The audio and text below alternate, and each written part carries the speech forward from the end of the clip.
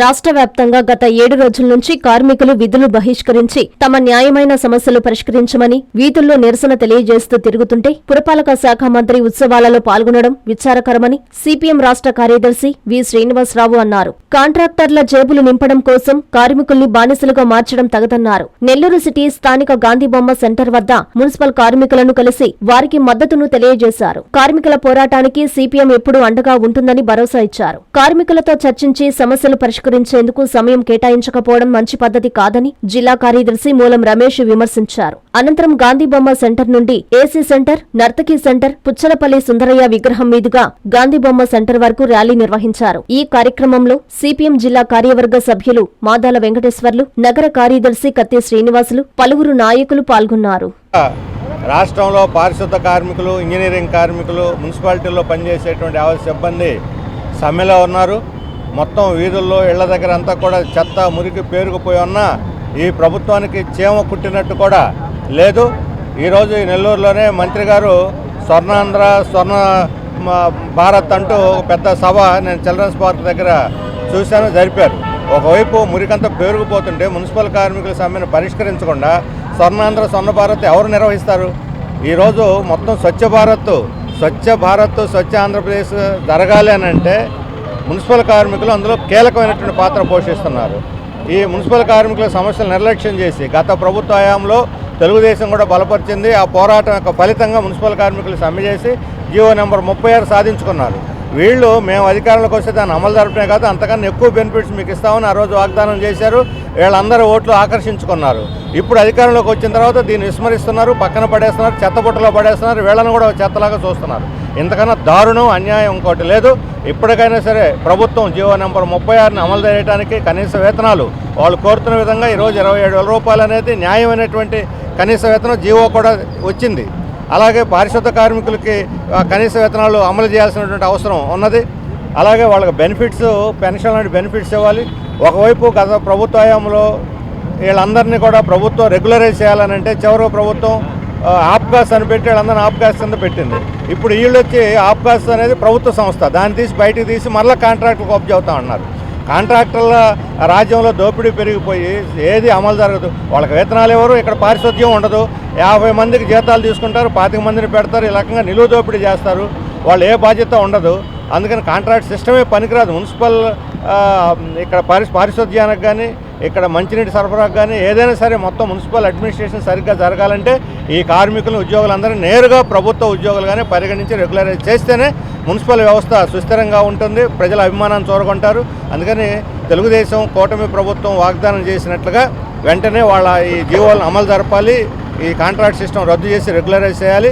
వెంటనే యూనియన్లను పిలిచి సామరస్యంగా ఈ సమస్యను పరిష్కరించడానికి ప్రభుత్వం చొరవ తీసుకోవాలని చెప్పి మేము సిపిఎంగా డిమాండ్ చేస్తున్నాం.